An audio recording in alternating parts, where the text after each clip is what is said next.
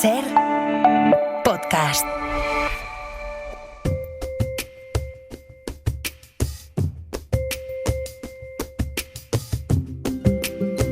Hoy por Hoy Magazine.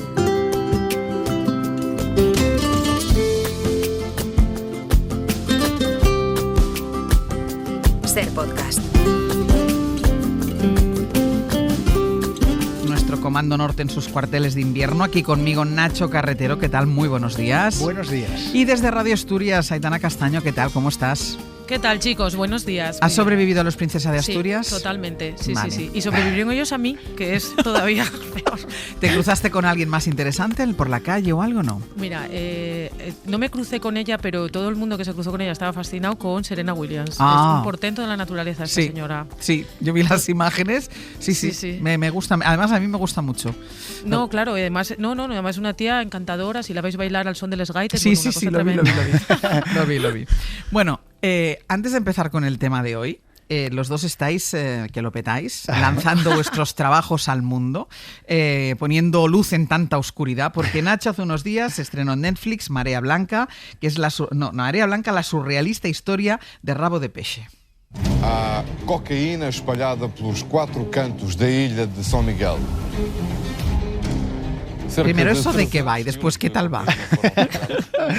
Bueno, pues en este caso producimos un documental con Portocabo, otra productora gallega, sobre una historia que, como bien dice el título, es surrealista. Esto es una historia que rescatamos de un reportaje publicado en El País sobre el año 2000 y poco, que había pasado bajo el radar completamente, que firmaban Macarena Lozano y Rebeca Queimaliños, dos periodistas, y que habla de una historia que es como sacada de un cuento de realismo mágico. Un cargamento de cocaína que viene de Latinoamérica en un velero, 3.000 kilos, coge una tormenta, se refugia en las Azores, que como sabéis está en mitad del Atlántico, sí. Y la tormenta hace que todos los fardos se suelten y acaben en la costa de un pequeñito y aislado pueblo pesquero llamado Rabo de Peixe. ¿Qué pasa? Que allí llegan unos fardos de cocaína, unos vecinos que en su mayoría jamás habían visto lo que era la cocaína. Y se produce una situación surrealista.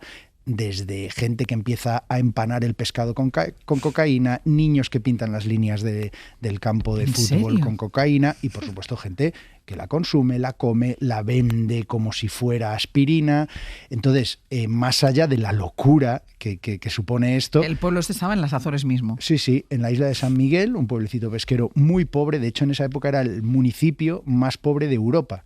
Y como decía, más allá de la locura que supone esto, tiene lugar una tragedia sanitaria brutal. Es decir, una generación entera arrasada por la cocaína que todavía hoy tiene sus efectos. Rabo de Peixe, este pueblecito, es víctima a día de hoy de un arrase sanitario brutal. Entonces decidimos que ese reportaje merecía. ¿Cuándo pasó eso? Yo no lo había visto en la vida. Yo tampoco. No, es una historia, por eso decía que pasó mucho bajo el radar en el año 2000, muy poco eco mediático, incluso en Portugal, lo cual nos extrañaba. Y en Porque cuanto no había redes sociales, Nacho. Puede ser, sí. Y en cuanto se lo contamos a Netflix, Netflix dijo, adelante, hay que contar esta historia. Y de hecho en Portugal han hecho una serie de ficción que se llama Rabo de Peixe, que es la serie más vista en la historia de Portugal. Entonces, Marea Blanca es lo que cuenta la realidad. Está de número 1 en varios países, en España no. Así que, por favor... Bueno, ¿qué te parece si le estamos haciendo publicidad? Vamos a hacerlo número 1. No, yo ya quiero verla. Es una historia alucinante. Claro, es que yo ya quiero verla. Es que no sabía yo, había visto el título, pero no sabía de qué iba. Me parece alucinante. Y tú, Aitana, que en breve publicas novela, ilustrada por tu colaborador habitual Alfonso Azapico. Las Madrinas está en preventa también. O sea, tienen que ver Marea Blanca, la surrealista historia de Rabo de Peixe, y tienen que comprar Las Madrinas de Aitana Castaño. No paramos de crear, No paramos de crear. Mi novela sale a finales de noviembre, entonces ya tendré tiempo de hacer mi mejor caída de ojos a Martínez Asensio, que es mi intención. Vale. Para que diga brutal. Claro, brutal. ¿Pero de qué va esta novela? Bueno, pues mira, y la historia de una mujer, de una niña de Les Cuenques Mineres que queda embarazada y la echan de casa. Entonces coge una furgoneta camino de Bruselas, pero por el medio pasan muchas cosas. A mí cuando me preguntan, me gusta decir que yo una novela de aventuras, en la que pasan muchas cosas. Aparecen mexicanos con mucho dinero, comunistas italianos muy guapos y cosas así. Pero bueno, y un homenaje a las mujeres, a esas mujeres que pasó mucho en España, que fueron repudiadas por el simple hecho de quedar embarazadas por sus familias, y un homenaje sobre todo a las amigas de esas mujeres que le sacaron adelante. Por eso se llaman las madrinas. Es decir, que uno de los editores de Aitana, que jugó en la Cervantina el otro día el torneo en Mallorca. Y menos Aitana, juega todo el mundo en la Cervantina. Me dijo que había enorme expectación por la nueva novela de Aitana. Pues seguiremos hablando de esta novela. Venga, vamos al tema. Voy a dar así como un cambio de guión. Basta de promocionaros. ¿Cómo vais con la rutina deportiva? Hoy sé que tú, Nacho, tienes agujetas. Sí, pero quise venir entonado al programa por el tema que vamos a tratar. O sea, trabajo de campo. Y dije, voy a ir con agujetas. Bien, yo voy a decir una serie de clichés. Hago más deporte ahora que con 25 años, es verdad, porque con 25 años sientes que no necesitas hacer tanto deporte, entonces entreno, siempre tengo una rutina de entrenamiento, aún intento jugar al fútbol, salgo a correr de vez en cuando, y voy a decir otro gran cliché, pero que es verdad, a mí me ayuda casi más mentalmente que físicamente, es decir, físicamente me ayuda, me gusta sentirme en forma, pero desde luego, en cuanto a estado de ánimo, estrés, preocupaciones, deporte es para mí una medicina. ¿Y tú, Aitana, cómo lo llevas? A ver, a mí me gustaría decir otra cosa, pero yo no voy a decir, no puedo. Yo tengo que recordar a la audiencia de Hoy por Hoy que estoy convaleciente por una operación reciente. Seria, entonces una operación seria. Exacto. Entonces ahora mismo tengo esa excusa, pero no descarto que también esté dentro de mí la vagancia que a mí me sobreviene siempre en otoño. Entonces, tengo la excusa perfecta, que estoy convaleciente, no puedo, y entonces ahora mismo no estoy haciendo nada, pero creo que esa excusa se me va a acabar pronto. De hecho, yo creo que nuestra invitada te va a rebatir esto claramente. Vengo aquí con un par de... A mí, cuando me traéis médicos aquí, con esta tendencia que tengo yo a la hipocondria, yo siempre traigo con mis dudas personales. Mira, vamos a presentar ya a nuestra invitada de hoy, porque yo creo que todo el mundo lo sabe, que el modo más barato y más seguro de alargar la vida, de tener además una vejez saludable, es hacer ejercicio, pero hay un 50% de españoles que se declaran, que admiten ser completamente sedentarios. Todos los médicos deberían recetar chándal, pero no lo hacen. Es verdad que eso debería ir en las recetas, así como prescrito. Doctora Romaguera, buenos días. Hola, buenos días. ¿A los médicos también les falta concienciación sobre la importancia del ejercicio físico? Todavía.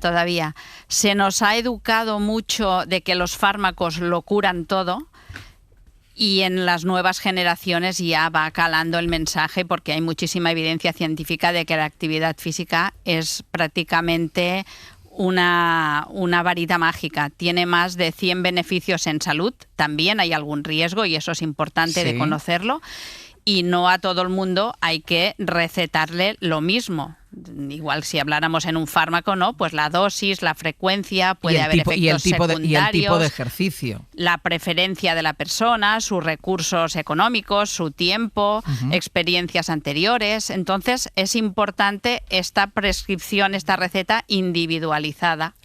Pues vamos a hacer una cosa, como nos vamos a publicidad, yo les presento a Montserrat Romaguera, que es médico de familia, especialista en medicina del deporte, coordinadora del grupo de ejercicio físico de la Sociedad Catalana de Medicina Familiar y Comunitaria, y además es atleta desde joven. Voy a hacer una pausa, a la vuelta seguimos y empiecen a pensar ustedes en casa, en el coche, en el trabajo, donde nos estén escuchando, si hacen suficiente ejercicio. A la vuelta hablamos de ello. Mientras corría ha llovido un poco, pero ha sido solo una lluvia corta y agradable que ha refrescado mi cuerpo. Por el camino me he encontrado con otros corredores. Había aproximadamente el mismo número de hombres que de mujeres. Los más vigorosos, los que corren golpeando con fuerza el suelo y cortando el viento al avanzar, parece que los persiga una cuadrilla de bandoleros. Por otro lado están los corredores entrados en carnes, que corren con enorme sufrimiento, los ojos entornados, los hombros caídos y resoplando ruidosamente. Tal vez la semana pasada, después de que les diagnosticaran diabetes, su médico de cabecera les recomendó encarecidamente el ejercicio diario. Yo estoy un poco a caballo entre ambos. Hoy por Hoy Magazine. Ser podcast.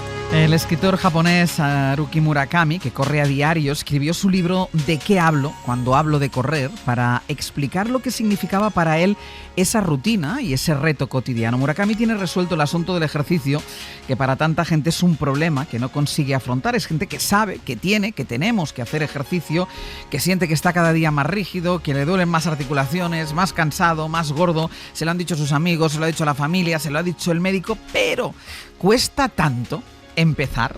Estamos en el Comando Norte con Nacho, con Aitana, con la doctora Montserrat Romaguera, que es precisamente una de esos médicas que receta chándal. De hecho, ya tiene un libro que se titula Mi médico me manda a paseo, actividad física, salud low cost, y es una guía para conseguir superar esas barreras, ¿no? Esas barreras que son sobre todo mentales y que nos impiden ponernos a hacer ejercicio. ¿Por qué cuesta, Montserrat, por qué cuesta tanto ponerse? ¿Por qué cuesta tanto empezar? Buena pregunta. Muchas veces porque no ha habido ya este hábito desde la infancia. Lo ideal sería que los niños lo tuvieran integrado en la familia, en la escuela, en las rutinas. La realidad es que la mayoría de personas no. La actividad física no es deporte, sobre todo para que no haya confusión. La palabra deporte implica competición. La competición no siempre es beneficiosa para la salud porque ponemos el cuerpo al límite, queremos el máximo rendimiento. Y nosotros estamos hablando de salud. Entonces, la actividad la podemos hacer en el domicilio. Lo que pasa es que tenemos muchísimas comodidades, ¿no? Nuestros antepasados pues iban a cortar leña, iban al río a buscar agua, o a la fuente, o al pozo, lavaban en el río. Subían y bajaban escaleras. Exacto. Todas estas rutinas nosotros ya las tenemos súper mecanizadas, tenemos mandos a distancia, aspiradoras y toda serie de comodidades que hacen que nos dan un confort, pero evitan que hagamos actividad en el domicilio. Otro espacio donde podríamos hacerlo es en los desplazamientos. Desgraciadamente la mayoría pues van en coche. Y ahora también los patinetes pues son un incordio y un problema en las ciudades porque invaden, ¿no? la vía urbana. Es poco seguro en muchos sitios desplazarse en bicicleta o a pie. Nos quedaría en el trabajo en la escuela, que podemos hablar un poquito más adelante, y sobre todo ya el tiempo libre, que desgraciadamente la mayoría de personas, sobre todo las más jóvenes, están enganchadísimas a las pantallas. Yo quería preguntar, decías tú, Ángeles, ¿por qué a veces nos cuesta tanto? Bueno, aprovechando que tenemos una médico aquí, me gustaría que nos explicases por qué la cabeza actúa así. Yo que hago bastante deporte, siento como que cuando empiezas tu mente te está suplicando que pares, te está emitiendo órdenes de para de hacer esto, por favor. Y hay un momento que atraviesas una especie de umbral en el cual tu mente es como si comprendiese que no vas a parar y se pone de tu lado, se pone de tu parte y dice, venga, vale, pues ahora te ayudo. Y de la misma manera, cuando terminas de hacer deporte, como que el estado de ánimo te sientas bien, mejora, te sientes y muy sientes bien. Fenomenal. ¿Qué pasa ahí en nuestros cerebros, Montserrat? Ángeles decía, ¿no? Al principio muchos beneficios, sí, sobre todo a nivel locomotor, metabólico, en algún cáncer también. Pero ahora le están dando muchísima evidencia científica a la salud mental. Las personas que hacen una actividad de forma regular tienen menos ansiedad, menos depresión, menos insomnio, consumen menos fármacos que también tienen muchísimos efectos secundarios y por eso es tan importante nuestro rol como profesionales para ayudar, para dar este empujón al principio, para romper esta barrera, esta inercia y cambiar. Entonces tenemos que motivar y después tenemos que conseguir esta adherencia, que las personas que empiezan ahora, pues 31 de diciembre me voy a apuntar al gimnasio, bueno, pues que después no colguemos. No solo pague, ¿no? Que también vaya. Exacto. Clásico. Mira, yo tenía una pregunta, porque me gusta que digas que en casa se puede hacer ejercicio y yo tengo una duda, Montserrat. Yo hago una limpieza semanal en mi casa un poco más profunda. ¿Eso cómo cuenta? Eso cuenta como ejercicio físico Como porque mi sentadillas. cabeza cuenta como ejercicio físico y ya digo, hoy no voy al gimnasio. Claro que cuenta. O la gente que tiene un jardín o tiene un huerto, esas actividades también, o pasear el perro. Evidentemente. Claro, es que tú has hecho una distinción que me parece muy importante, que es entre deporte y ejercicio físico. Es decir, muchas veces nos planteamos qué es lo que hay que hacer, que también, seguramente hay que ejercitar la fuerza, sobre todo a partir de una determinada edad, pero el hecho de ir de un sitio a otro y dices, pues mira, yo tengo que ir de Gran Vía, voy a poner un ejemplo, tengo que ir de Gran Vía hasta Conde Duque, aquí en Madrid, una distancia de 30 minutos, los hago andando y eso cuenta como ejercicio físico. Eso cuenta. Y criticamos mucho las pantallas, pero una herramienta que tenemos en el móvil es el cuentapasos y eso es un refuerzo positivo muy interesante. No hace falta, para tener beneficios en salud, hacer el eslogan de los 10.000 pasos. A partir de 4.000 al día ya vemos muchísimos beneficios en salud. Entonces, tampoco hace falta hacerlos de una tirada. Es ir sumando a lo largo del día. Por lo tanto, hay que buscar estrategias para hacer esta actividad, que se hace de puerta a puerta, que es gratis, que solo falta un calzado que sea cómodo. Puede ser una buena alternativa, pero como comentaba Àngels, no es suficiente.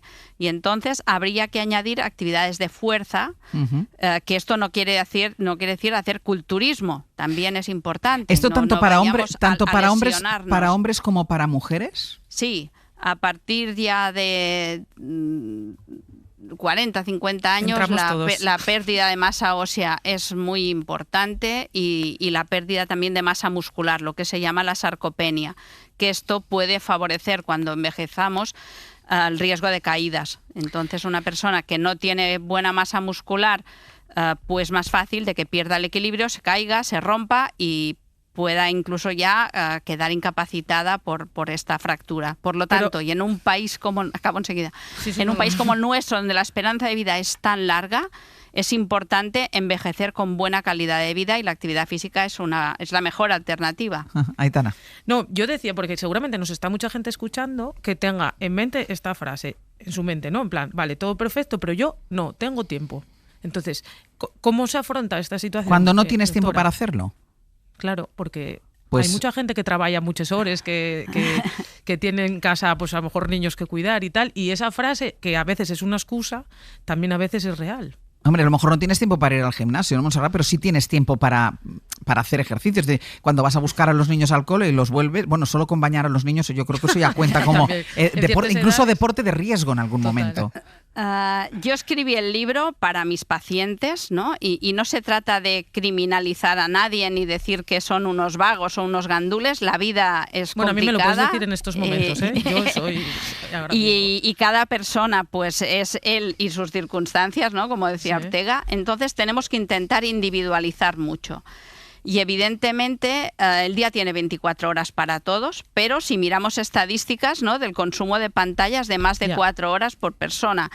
Yo, no es por haceros la pelota, pero la radio es una gran aliada. Y en estos desplazamientos que comentaba Àngels, pues te puedes poner unos auriculares, o yo ahora cuando venía con el tren, y estás escuchando la radio. Y la primera milla y la última la haces andando. Pero también necesitamos que los transportes públicos funcionen, claro, porque la gente no es mártir de la causa, ¿no? Claro. Si queremos que vayan en bicicleta, necesitamos infraestructuras. Tenemos un clima privilegiado y lamentablemente somos de los países de Europa con menos cultura de desplazamientos en bicicleta.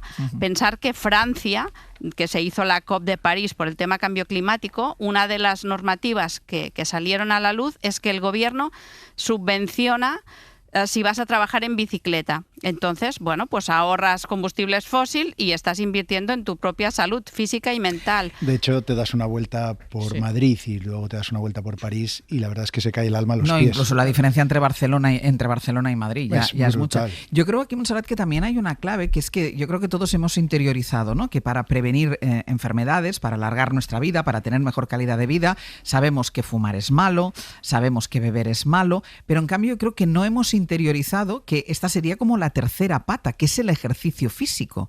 Es decir, lo otro lo tenemos como muy asumido y en cambio el ejercicio físico no. Por eso es tan importante el rol que tenemos los profesionales de la salud y cuando nos viene alguna persona, interrogarle, preguntarle, conocer cuál es su hábito, en qué momento de motivación está y conocer también muy bien lo que nos ofrece el entorno.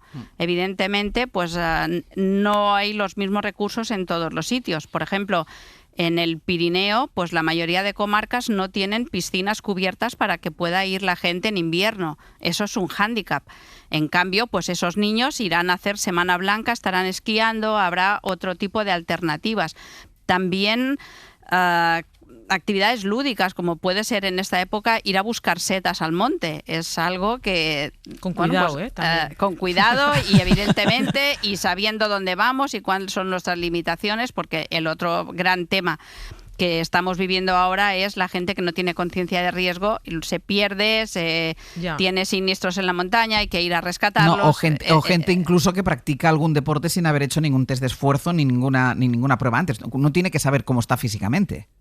esa recomendación la tenemos que hacer desde la consulta, explorar al paciente, conocer los antecedentes. Leíais en el fragmento, ¿no? Los nuevos diabéticos. Bueno, pues evidentemente depende de los antecedentes que tenga una persona, tiene unos riesgos y tenemos que ser muy conscientes. No podemos ser kamikazes y temerarios recetando según qué actividades. Y los bucles... Hablamos de los bucles negativos, del sedentarismo, de que te da pereza, que entras en un... Pero también hay bucles positivos. Una vez que empiezas a hacer deporte, puede pasar, o por lo menos a mí me ha pasado, que ya no sabes estar sin hacer deporte. Hay mucha gente que le pasa eso. Que te empuja a seguir haciéndolo, a cambiar tu dieta, pues ya te da pereza los malos hábitos y entras en otro bucle positivo, ¿no? A lo mejor, si es excesivamente positivo, tampoco no sé si es muy bueno, Monse. Claro, hasta qué punto. Ahora hay gente como casi adicta a esto. Claro. Sí, tenemos que buscar un equilibrio. Evidentemente, hasta 20.000 pasos se han demostrado que hay beneficios en salud, pero hay que supervisar. Y si una persona va a hacer una actividad muy intensa, también vale la pena hacer la prueba de esfuerzo, hacer una serie de evaluaciones previas para no tener ningún disgusto. De todas maneras, tenemos una gran brecha de género. Por ejemplo, en personas que hacen deporte federado, solo 1 de cada 4 son mujeres, cuando somos la mitad de la población. Por lo tanto, todavía falta mucho para motivar, incentivar que estas niñas tengan referentes y hagan actividades que no siempre tienen por qué ser competitivas, pero en España solo el 7% de las niñas llega a las recomendaciones de la Organización Mundial de la Salud de actividad física. Por lo tanto, el riesgo de que estas criaturas estén tan enganchadas en móviles, en viviendas pequeñas, en ciudades que están muy urbanizadas, con pocas zonas verdes, pocos espacios. Una de nuestras reivindicaciones, y posiblemente, ¿no, Àngels? En nuestra época, los sábados se podía ir al colegio, estaba abierto, teníamos 3 horas de patio, yo me llevaba los patines marca volador, y hacías otro, bueno, pues era un entorno seguro donde los niños podían hacer actividades, ¿no? Ahora se habla de los refugios climáticos. Bueno, pues la piscina también lo podría ser, pero muchos niños, sobre todo de familias más vulnerables, no saben nadar. Hay que invertir para crear estos hábitos y reconducir estas personas, porque se ha visto de que unos niños que crecen con unos entornos más activos, con unos valores, que esto también favorecerá de que estén más años escolarizados, por lo tanto podrán optar a mejores sueldos, evidentemente tendrán trabajos más bien remunerados, pagarán más impuestos y esto enriquece toda la sociedad, y con su ejemplo, pues sus niños probablemente serán activos, cosa que si en tu casa ya no has vivido este ambiente va a ser mucho más difícil. Aitana, muy breve, que tenemos que ir terminando. Sí, nada, no, era sobre todo con esto que decía ahora la doctora con respecto a las crías que hacen poco deporte federado. Sin embargo, en la gente mayor, en estas clases que puede haber de pilates, de yoga, de gimnasia de mantenimiento, la gran mayoría, pero muy aplastante, son mujeres. O sea, en la edad adulta o en la edad mayor parece que nos cuidamos más nosotras que ellos en la normalidad. No digo en hacer deporte, digo en la normalidad. No sé cómo lo ve la doctora. También, y el aquagym también puede ser muy buen recurso para estas señoras, sobre todo con problemas de movilidad, de artrosis, de obesidad. En el agua hay muchísimo beneficio, y también la mujer, antropológicamente como somos, gusta más la actividad social, en grupo, mientras que muchos hombres pues sí, van a pasear el perro, van a buscar setas o espárragos y van un poco por libre. No es para criticar nada, pero sí que es importante de conocer, porque si tú recetas algo que ya lo coge con mala gana, pues eso no va a funcionar y no vamos a conseguir esta adherencia en el tiempo, que era nuestro propósito. Montserrat Romaguera, mi médico me manda a paseo, actividad física, salud low cost. Venga, animarnos todos. Ahora caminando hasta vuestros destinos. Doctora, muchísimas gracias por estar con nosotros. Un abrazo. Hasta luego. Aitana, Nacho, a caminar, ¿eh? Hasta el martes. Que no me enteré yo que vais de otra manera. Pero si yo tengo agujetas, yo vine entonadísimo. Vale, ya, perfecto. yo no. Hasta luego. Adiós. Chao.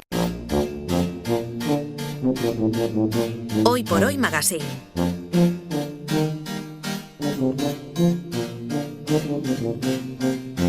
Ser podcast.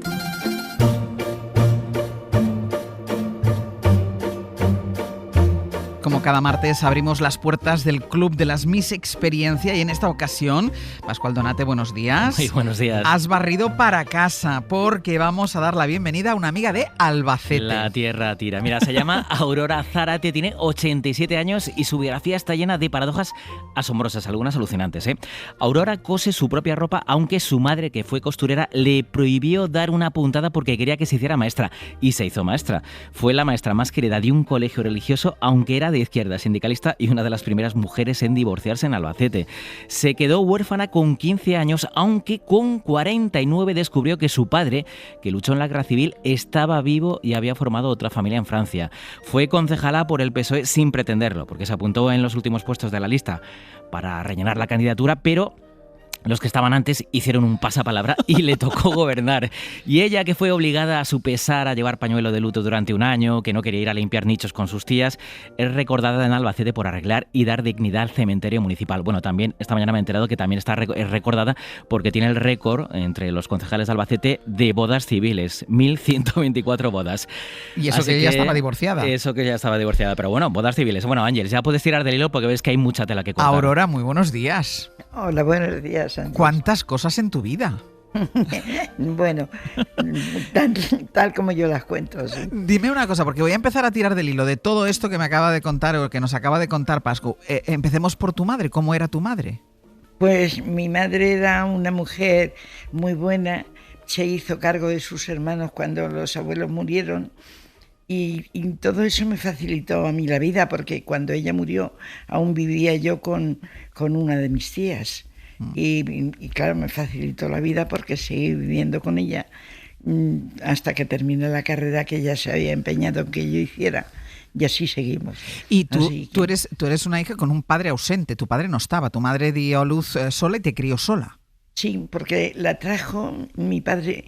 Ellos estaban en Barcelona una temporada porque mi padre tenía una hermana allí. Sí. Cuando ya se sintió que le estaba acercando el parto, él estaba en la batalla del Ebro, sí, pero la recogió, vino con ella a casa y la dejó, y yo nací a los 15 días de marcharse mi padre otra vez a la guerra. O sea, tu padre se volvió a ir a la guerra. ¿Y ellos mantenían el contacto?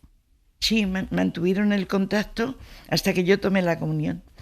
O sea, acabó la guerra, pero tu padre no volvió. No, mi padre no volvió. Mi padre marchó en aquella época, pasaron a Francia, de Francia se fueron a Marruecos, y mi padre hizo amistad estando en la guerra con un chico que conoció, sí, que era de la frontera, y gracias a él le mandaba las cartas a mi madre, porque para España no se podían, porque todo eso pasaba, bueno, ya sabes. Sí, todos los controles y toda la censura. Exactamente. Y se le mandaba, a través de él, le mandaban las cartas a mi madre, y mi madre le escribía a él y él se las mandaba a mi padre, así hasta que yo tomé la comunión. ¿Y cuando tomaste la comunión, qué pasó? ¿Que tu padre dejó de escribir? No, que entonces le dijo a mi madre que se fueran ya con él, que él estaba trabajando, que estaba bien, que se fuera allí con él. Y mi madre, que estaba aún con una de sus hermanas, que yo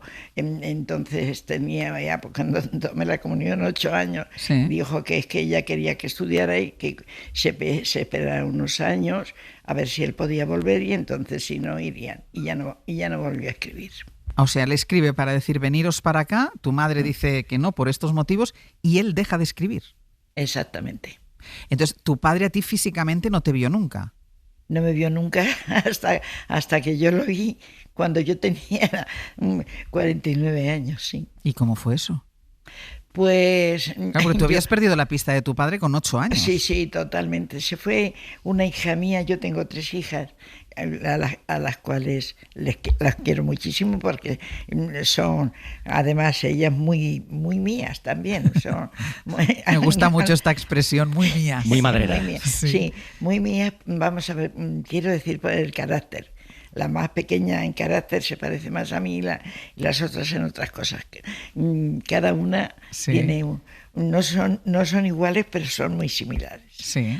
Y entonces ella se fue a vivir a Murcia Y mi padre, que era de Fortuna, de los baños de Fortuna, pues empecé yo a mirar en el programa que había de los teléfonos, a ver si había alguien en Fortuna que llevara mi apellido, porque mi apellido en Albacete no había nadie que se llamara Zárate. Sí, exactamente, sí. Como yo. Y entonces vi que habían varios, pero con todo, no era de mi familia. Al final hablé con una chica que trabajaba en una farmacia y me dijo: no, mi madre me está diciendo que no es de nuestra familia, pero que sí que conoce, porque mi abuelo había trabajado en los baños de Fortuna, sí. Y por aquello, vamos, yo dije las cosas que sabía, que me había contado mi madre, yo no tenía otra... Sí. Idea otra de referencia, sí. Y entonces dice sí, que conocía gente de su familia, pero que ella estaba de vacaciones, que luego cuando llegara a agosto, que entonces ya estaría, que hablara otra vez con ella y me lo diría. Y la llamé. Y entonces ya me dijo, cuando llegó agosto, me dijo: pues sí que me he encontrado gente de tu familia, mira, tienes unos primos en tal sitio, bueno, varios que me explicó. Y dice: así que ya lo sabes, además he hablado con ellos y dicen que te quieren ver, que a ver cuándo vienes, que tal y que igual. Y dije: bueno, alguna vez voy. Y ya que me iba a despedir, dice: pero tú sabes que vive tu padre. Que tu padre está vivo. Y no sabes lo que me corrió por la columna. Y digo: ¿qué me dices? Dice: sí, tu padre vive y viene aquí todos los veranos. O sea, claro, pues eso ya me hizo más interés a ir a ver a los primos. Fui a ver a los primos y luego, cuando supe que mi padre había llegado, fui a verlo también. Y entonces lo conocí. Conocí a mi padre y a su mujer. Y luego... Ya, o sea, tu padre había formado otra familia. Otra familia, sí. Tenía una mujer y 2 hijos. Claro, tu padre, ¿qué te dijo? Porque ese encuentro creo que fue un poco frío, ¿no? Sí, vamos a ver. Bueno, yo, como ya habéis dicho que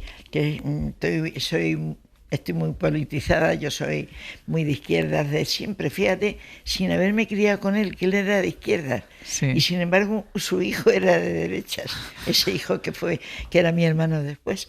Bueno, pues entonces yo hacia gente de mi confianza, de mi partido, le dije que iba a ir y tal, y me dijeron: ve preparada, porque los que estuvieron en la guerra se quedaron allí, no te creas que te vas a encontrar con un padre querido y tal.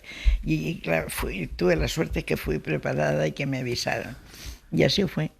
Al abrir la puerta, una de la familia que venía conmigo, de las primas, le dijeron: tío, ¿y qué te parece el haber visto ahora a tu hija? Y dice: pues ni fu ni fa. Y que verdaderamente no me sentó mal. No me sentó nada mal, porque es que yo no sentía nada por él. Claro. Nada en absoluto. ¿Pero retomasteis contacto allí o esa fue la única vez que os visteis? No, aquel día fue un poco tirante porque me presentó a su señora y su señora dijo que vaya, qué casualidad venir ahora a conocerlo con los años que tienes. Y digo: pues mira, qué suerte has tenido, pues yo la boca nunca la he callado, ¿eh? y le dije: mira, qué suerte has tenido, que me has tenido que pagar carrera, que ni hacer la boda, ni todas esas cosas, fíjate de lo que te has librado. Así, es verdad, así fue. ¿Y luego continuasteis contacto? Y luego, ya por la tarde, vino un primo mío que le habían dicho que querían hablar conmigo tranquilamente. Bien, es verdad que como ellos tenían esos hijos que no sabían que tenía mi padre, una hija, pues querían hablar antes con sus hijos y así pasó.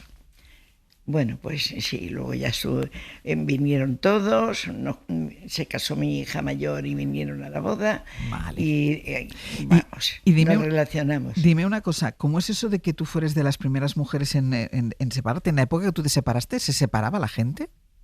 No se separaba la gente.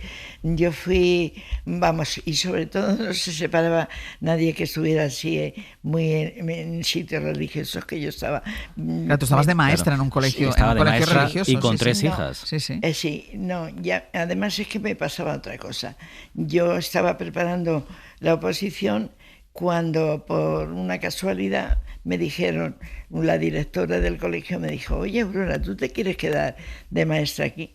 Y yo que estaba sufriendo porque si yo aprobaba la oposición, pues me iba a alguna pedanía cerca o lejos, y aquí hacía con mis hijas. Cuando yo entré solo tenía 2 hijas aún. Y entonces digo, madre mía, a ver, ¿dónde las dejo? ¿Dónde me las llevo? Porque mi marido era decorador y él estaba siempre de viajes. Y tuve la suerte de que la superiora entonces me dijo, ¿te quieres quedar a trabajar aquí? Y no lo consulté nada en absoluto, dije sí. Oye, dejé los libros sin estrenar y los regalé después. Y he estado allí 36 años trabajando en el Santo Ángel. Y cuando luego tuve la pequeña, como ya le he dicho, sí. y pasaron muchas monjas, muchas directoras y tal. Y cuando tuve la necesidad de separarme, porque yo la vida que llevaba allá no era la que yo pensaba, ni del trato ni de las formas. Sí. Y entonces dije, voy a separarme. Pero claro, antes tenía que contar con mi trabajo. Claro. Llegué y pregunté por cuándo iba a venir la superiora general. No se me olvidará su nombre, pero no lo digo porque no quiero tampoco... Sí, pero no se me olvidará. Fui a la directora que había entonces, le dije, cuando venga la hermana me lo dices porque quiero hablar con ella. Dice, si está aquí, se va esta tarde precisamente. Digo, anda, pues mira qué bien. Digo, quería hablar con ella. Nada, hablé con ella, le conté mi situación y me dijo, mira, Aurora, que tu matrimonio funciona mal, lo sabemos mucho tiempo. Pero como tú estás trabajando como debes, haz lo que tengas que hacer. Y yo le dije, lo que tengo que hacer, me voy a separar porque vosotros no queréis el divorcio, pero si me pide el divorcio se lo voy a dar. Cosa que nunca pidió. Nunca pidió. Yo ya no tuve ninguna relación con él, nada en absoluto. Le mandaría, yo enseguida me busqué un abogado, hablé con uno que había sido sacerdote y tenía muchas relaciones. Y tú seguiste, perdón, Aurora, trabajando en el colegio sin ningún problema. Es decir, te dijeron, haz lo que consideres que tienes que hacer, y tú seguiste trabajando en el colegio. Y yo seguí trabajando como me dijeron, hasta además, que me jubilé. Y ha sido tan querida que es que todavía por la calle en Albacete, cuando la ve alguna antigua alumna, le tiene que dar, bueno, le van dando besos por la calle.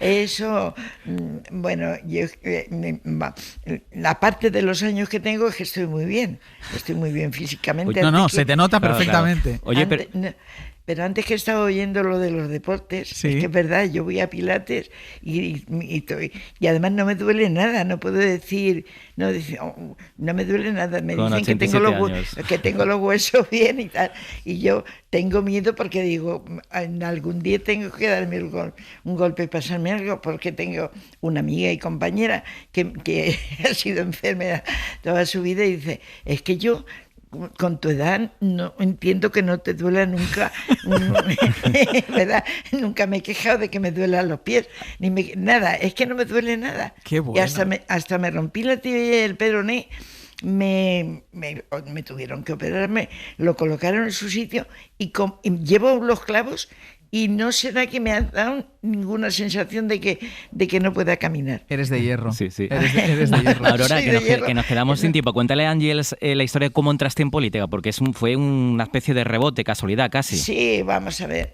Ya me lo habían propuesto en una ocasión, que si quería entrar en una lista, y dije no, porque estoy en un colegio religioso. Aún yo no había dado la cara que era sindicalista. En el colegio no se sabía que era sindicalista.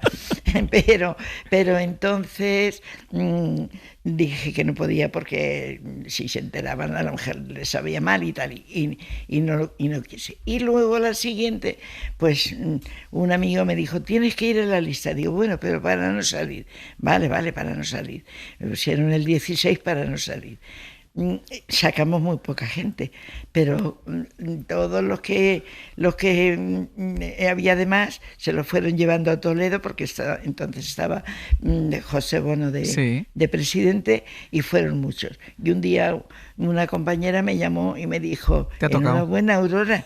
Y yo digo: me ha tocado la lotería. Yo no me acordaba de aquello, porque para eso sí que soy muy despistada, que unas cosas que se han pasado, pues se han pasado. Y dice: no, que entras en el ayuntamiento. Digo: ¿qué me dices? Sí, pues entré. ¿Y sigues vinculada al partido? Sí, vinculada al partido totalmente. Y además soy una forrofa de Pedro Sánchez. Yo me duele muchísimo cuando se habla mal de él. Porque no. Es que Pedro Sánchez también vino aquí. Tengo fotos con él, ¿eh? Sí. Y además, sí, tengo 2 fotos con él, que esas, vamos. Además, cuando me dieron a mí un premio por los años que llevo también siendo socialista, me dieron un premio de mi partido. Sí. Y me mandaron también un sobre con una foto de él dándome la enhorabuena. Tú eres la demostración de aquello que dicen: no, es que la gente cuando se hace mayor cambia y tiene otra ideología. No. Tú hasta el final. Hasta el final. Y además luchando por ello. Di que sí. Luchando por ello, pero con toda tranquilidad, ¿eh? Di que sí. Y tengo la suerte de que mis hijas piensan como yo. Y sus parejas también. Si no pensaban, por lo menos me lo dicen. Pues, Aurora, yo te agradezco muchísimo que hayas compartido este ratito con nosotros. Ha sido una delicia, un placer hablar contigo. Y bueno, oír su voz tan de cerca, a mí, porque yo sí que a las 6 de la mañana empiezo. Ahí ya estás. Ya se lo dije con el que tiene usted cerca, a Pascu. Me dijo que se despertaba contigo, Ángel. Vamos. Pues sí, Aurora, a disfrutar la vida y un beso enorme. Vale, muchísimas Besos, gracias. Aurora. Un besito. Y encantadísima de haber hablado contigo. Adiós. Adiós.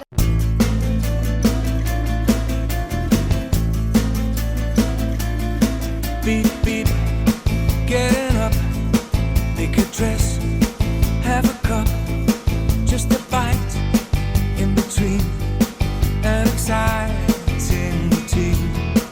Call a cab, close the door. Ryan Pérez, buenos días. ¿Qué tal, Ángel? Buenos días. Paramos ese ratito, esos 2 minutitos, 3 minutitos para resumir lo que hemos hecho. Efectivamente, porque este programa da para mucho y pues hay que acudir al podcast a rescatar contenido. Sí, de vez en cuando hay que pensar, ¿esto lo hemos hecho esta mañana o era ayer? No, esto era ayer, o esto me lo he perdido, voy a volver a escuchármelo. Exacto.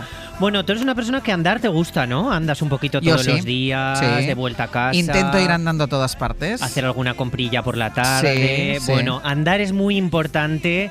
Lo hemos visto en el Comando Norte, nos lo ha contado la doctora Montserrat Romaguera, que nos ha desmitificado un poquito eso de los 10.000 pasos. Ya hemos empezado la mañana hablando con una oyente deportista en los amaneceres. Astra y tú habéis comentado que si hacéis los guiones en la elíptica, en la cinta. Bueno, la doctora Montserrat Romaguera en Comando Norte, que nos ha desmitificado los 10.000 pasos, nos ha dicho que con 4.000 vale, pero con pegas. No hace falta, para tener beneficios en salud, el eslogan de los 10.000 pasos. A partir de 4.000 al día ya vemos muchísimos beneficios en salud. Por lo tanto, hay que buscar estrategias para hacer esta actividad, que se hace de puerta a puerta, que es gratis, que solo falta un calzado que sea cómodo. Habría que añadir actividades de fuerza a partir ya de... A partir 40, de los 40, 50, los 50, andando a todas partes. Un poquito de fuerza y, oye, que manda a sus pacientes a pasear, que es una cosa que está bien. Que te receten paseos. Que tenemos que hacer todos. Bueno, este programa que también tiene un puntito didáctico, porque la gente dirá, oye, ¿cómo informa el hoy por hoy? Pues, oye, también se puede aprender. No, también no. También se debe aprender.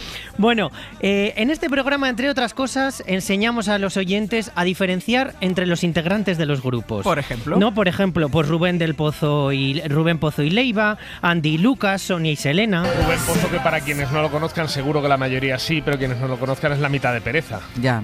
Claro. La Leiva, el que no es Leiva. Bueno, exacto, muy bien. Después de quién es Andy, el que no es Lucas. Ahí está. Pues bueno, no. porque eso es más complicado. O sea, ahora lo tenéis todos muy claro porque a partir de su divorcio ya todo el mundo sabe más o menos. Pero nadie sabe quién Yo es a Andy, veces quién aún es me Lucas. equivoco quién es Andy y quién es Lucas. Está Te más diré. claro lo de Rubén y Leiva, ¿no? Y ahora Andy y Lucas hay una pista por la nariz. Por la nariz. También.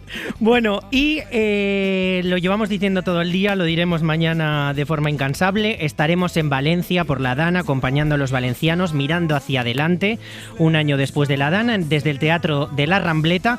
Y Sastre y tú habéis propuesto hoy que en vuestra ausencia, pues los oyentes se encarguen de vigilarnos. De vigilaros. Como si necesitáramos babysitter. Pero de 6 a 8, el resto del equipo que se queda aquí y Eso Sergio es. Soto van a estar al frente del barco. Vigílenlos ustedes, ¿eh?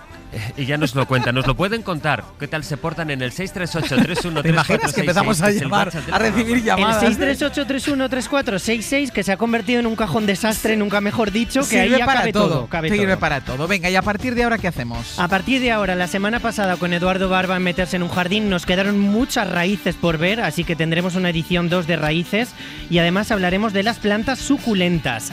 Y Martín Bianchi y sus 15 minutos de fama, que hablando de narices, nunca mejor dicho que hablamos de Andy y Lucas, pues bueno, Isabel Preisler dedica un capítulo de sus memorias solamente a la nariz. ¿En serio? Sí, porque se opera muchas veces de la nariz. Ay, no lo diría que se opera muchas veces. Bueno, pues mira, es la primera vez que ha hablado de sus operaciones de nariz, así que va a ser una de las cosas que nos va a contar. O bueno, el alquiler del príncipe Andrés en Reino Unido, que le están forzando a dejar un palacio. Y ahora no encuentra casa. Y ha dicho que si se va, quiere 2. Uno para él y otro para su exmujer Sarah Ferguson. Bueno, todo Así esto que con bueno. Martín Bianchi. Venga, vamos, que las suculentas están ya aquí fuera en el Vámonos, pasillo. hasta ahora. Hoy por Hoy Magazine.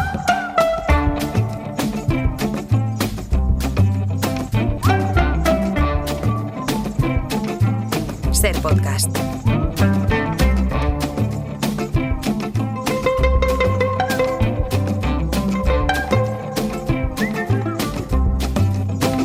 You know you better start making your apology. Eduardo Barba, buenos días. Buenos días, adiós. Estamos en medio de la selva amazónica. Sí, bueno, o selva amazónica, un sitio como un poco mixto, ¿no? Porque tenemos plantas. Es verdad de que sitios necesitan tropicales, agua, otros sí. menos. Entonces, tenemos hasta plantas sudafricanas por aquí, Sí. como esa crásula que está pleno de. Ahora hablaremos, porque has entrado las suculentas que a mí ya sabes que son unas plantas que me encantan, Sí. porque además son muy agradecidas. Primero, 900, 100, 800. A todos los oyentes que tengan alguna pregunta para hacerle a Eduardo Barba sobre cómo tienen las plantas, las han trasplantado y ahora están más pochas, les caen las hojas, este año no han echado flores. 900, 100, 800. Y la semana pasada, acuérdate que estábamos hablando de las raíces y se quedaron algunas plantas fuera todavía con el tema de las raíces. ¿Por qué planta empezamos? Bueno, pues vamos a empezar por las cintas, que bueno, pues todos los oyentes seguro que en casa conocen cuáles son las cintas, porque es la típica planta, como solemos decir muchas veces los jardineros de abuela. Son estas A mí me encantan, plantas, a mí me gustan mucho, Vale. porque a mí es una planta que me da mucha alegría y me recuerda a todas esas personas, miles de abuelas de todo el mundo, muchas veces mujeres, como hemos dicho alguna vez aquí, que la jardinería tiene ese punto, ese rasgo también muy femenino, pues con esta belleza, ¿no? Las cintas, por muy utilizadas, es verdad que tienen estas hojas acintadas, Sí. estrechas. Aquí tenemos una variedad o un cultivar que no es como la más habitual. Esta tiene los bordes blancos Sí. y el centro verde, Sí. que normalmente son al revés, normalmente es a la inversa. Y aquí lo que tenemos es pues una planta que también la hemos metido precisamente para ver la raíz, y lo que vamos a hacer va a ser sacarla. Aquí vas a ver, Ángels, que no tenemos una planta con unas raíces que sean fibrosas, no tenemos una planta con raíces fibrosas como el otro día Sí. vimos alguna, Sí. sino que tiene pues estas raíces engrosadas para hacer esta función de reserva de agua y de nutrientes. Entonces estás viendo cómo las raíces han copado todo el sustrato y hay unos engrosamientos muy curiosos que, bueno, pues hacen esa función de reserva, ¿no? Si, bueno, pues... Pero no está muy apretada esta planta. Claro. No tiene demasiada raíz para tan poca maceta. Exacto. Esta planta ahora mismo está en un momento perfecto para trasplantarla. Deberíamos. Sí. Podría quedarse aquí todavía bastante tiempo, podría Sí. estar todavía, pues qué te digo yo, si quisiéramos dejarla un año todavía, podrías perfectamente... No se moriría. No, lo que pasa que irías viendo cómo la tasa de crecimiento a veces se puede ralentizar, a pesar de que la abonáramos. ¿Por qué? Por el agua.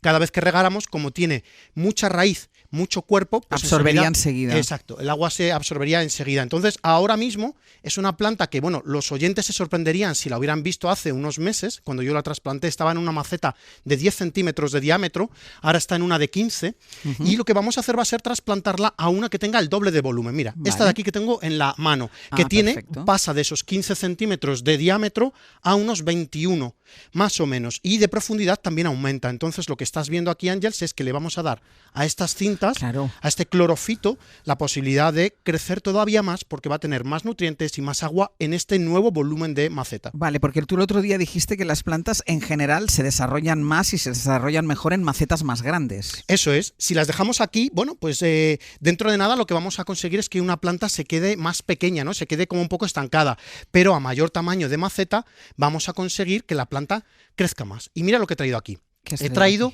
el Ficus Amstel King. Aquí tenemos en la maceta, esta maceta es una maceta del 13, más o menos. Muy pequeñita. Es muy pequeñita, 13 centímetros de diámetro. Sí. Es como un huevo y medio a lo ancho. Bueno, va, un par de pelotas de tenis. Un par de pelotas de tenis. Bueno, pues aquí lo que estás viendo es como estos esquejes que yo traje de casa, yo los enraicé en agua. Y bueno, pues enraizaron súper bien. Fíjate cómo está el cepellón lleno de raíces. Sí. Prácticamente yo aprieto y es todo un... todo raíz. Exacto, un pan de raíces, ¿no? Directamente. Entonces, aquí estos esquejes lo que hacen ya es estancarse. A pesar de que los he abonado, las nuevas hojas salen más pequeñas y lo que tenemos que conseguir es de nuevo que esta planta relance el crecimiento. ¿Qué es lo que vamos a hacer? Pues voy a aumentar aquí incluso como 3 veces el volumen y la vamos a pasar de esa maceta de unos 13 centímetros de diámetro a esta de 20. Porque, ¿qué hubiera pasado si estos esquejes los hubieras plantado directamente en esa maceta más grande? Bueno, pues quizás se pierde un poco la planta. Lo que hay que hacer siempre, yo siempre le digo a mis alumnos que el proceso de ir trasplantando una planta a tamaños superiores de maceta tiene que ser un poco como cuando tenemos un bebé, ¿no? La gente que tenga un bebé no le pone a dormir desde el primer día en una cama de matrimonio, lo pone en su cunita, a medida que va creciendo ese bebé, pues va aumentando el tamaño de cama hasta que ya tiene una cama definitiva ya grande, pero eso va acorde con el tamaño de ese bebé y de ese niño, claro. ¿Y cómo sé cuál es la cama definitiva? ¿Cómo sé cuál es la maceta definitiva? Claro, la maceta definitiva nosotros en jardinería siempre nos la tiene que dar el espacio donde vaya a crecer esa planta. Yo si tengo, imagínate cualquier rincón de un pasillo, del salón, de la cocina, dices, mira, yo quiero tener ahí esa planta. Bueno, pues ahí no vas a poder meter una maceta tan grande como para que te saque de casa, ¿no? Entonces, habrá un tamaño definitivo. Nosotros, por ejemplo, en los pasillos de la radio y también, por supuesto, en la terraza, tenemos macetas definitivas donde ya la planta no va a pasar a mayores. Y ahí es donde se va a quedar el resto de su vida. En este caso, tanto de las cintas como del ficus ¿esta podría ser la definitiva, la que la vas a plantar? No, en ninguno de los dos casos vamos a tener... ¿Habrá que aumentar todavía el volumen de la maceta? Sí, porque mi espacio me lo permite. ¿Y si no te lo permitiera? ¿Podríamos dejarlas aquí? Lo podríamos dejar aquí. Yo, por ejemplo, este Ficus Amstel King, en esta maceta de 20 y tantos de diámetro, dices, mira, yo es que quiero mantener esta planta ya así. Pues la vamos a poder mantener, claro. ¿Qué es lo que habría que hacer? Estar muy pendiente de la raíz, del agua y del abono. Se puede secar antes de tiempo. Y cada X tiempo podemos hacer un acortado, un repicado de raíces, es decir, hacer una poda de raíces y volverla a meter en la misma maceta para que genere nuevas raíces y es una manera de rejuvenecer la planta. No hay más que pensar, Ángels, en los bonsáis.